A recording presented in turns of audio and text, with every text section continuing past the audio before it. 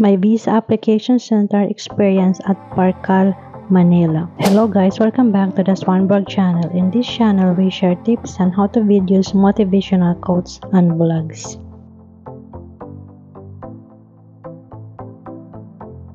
In this video, ay share ko ang aking experience sa VAC. Magbibigay din ako ng mga tips na pwede makatulong sa inyo.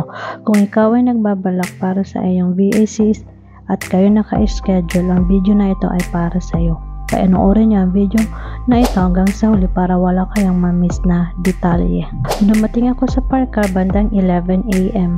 Pagdating ko doon, marami na ako nakita mga tao na ang iba ay nag-aantay, ang iba naman ay nakapila. Pagdating ko doon ay meron doon dalawang para silang guard o usher na nag-a-assist sa inyo para sa pagpasok sa Parcal building. Tinanong ko ito kung anong oras pwede kami pumasok. Ang sabi niya ay 11:30, pwede na kami pumasok para sa 12:30 na appointment. Bumalik kami sa pila bandang 11:30 kasama ng aking kaibigan.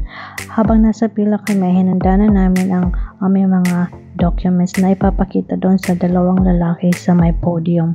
Ang mga documents na dinala namin ay appointment letter confirmation, passport, DS-260 confirmation page, IV receipt, at ang interview letter. Yung dalawang lalaki, chinek yung aming mga documents at binigyan kami ng maliit na papel na kulay pink na may nakalagay na number o isang random number. Pagkatapos nun ay pinapasok na kami sa VAC building. Pagkapasok namin doon ay meron doong reception area. Tinanong namin kung anong level yung VAC. Ang sinabi sa amin ay pumunta sa level 3. Saktong 11:40 kami nakapasok sa VAC building. Pagkadating namin ng level 3 ay meron doong guard to check nila yung pink na maliit na papel na binigay sa amin at meron din doong scanner. Pagkapasok sa scanner ay meron doong podium at meron dalawang babae na check naman ng passport naman at mga requirements na dala. Pagka-check nila ay pinapasok na uli kami doon sa isang counter na nagbe-verify ng mga documents. Ito ay tatlong babae, sila yung nasa computer. Pagkabigay ng passport namin ay tinignan nila sa computer at kinuha yung passport namin at dinikitan ng sticker na may barcode. Sabi nila ay ito na ang ilalagay sa likod ng passport. Pagkatapos nun ay pinapila ulit kami at pinapacheck sa amin kung ano yung nasa number, random number sa aming pink na slip at meron doong monitor na makikita mo na yung sa pink na papel na binigyan lang na doon pala yung number at kung anong window ka para sa iyong biometrics. Ititingnan mo doon sa screen.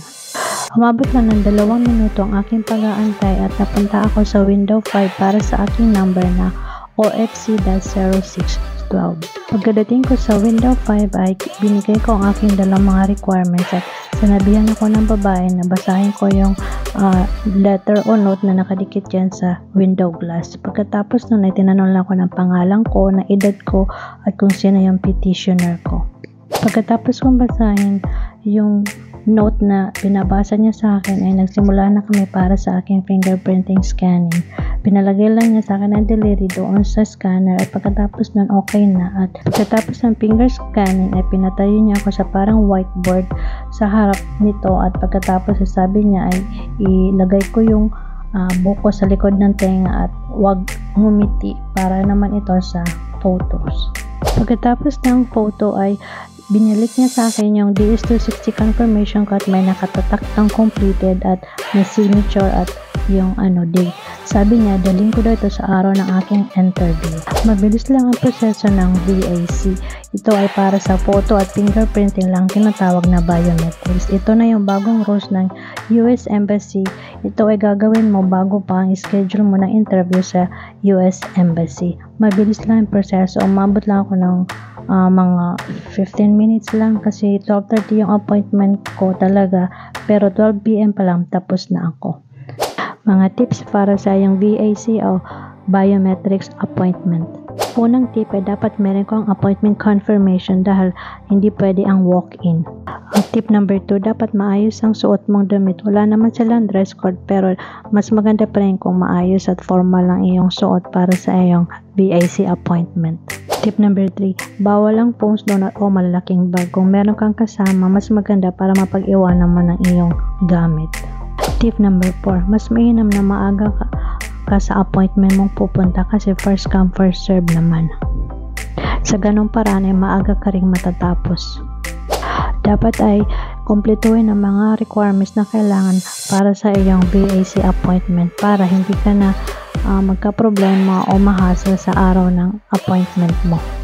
At ang last na tip ay huwag kakalimutan dalhin ang may tatak na completed na DS-260 confirmation page. Ito ay kailangan para sa iyong interview sa US Embassy. Yan po yung personal experience ko sa VAC. At sana po ay may natutunan kayo sa video ito at panoorin nyo po yung previous video ko kung paano po mag-book ng online appointment sa VAC. Ililink ko po dito yung video sa taas. Huwag nyo pong kalimutan mag-like, share, and subscribe sa aking channel. At kung meron kayong mga katanungan ay mag-comment lang po kayo sa comment section sa baba. Thank you and God bless.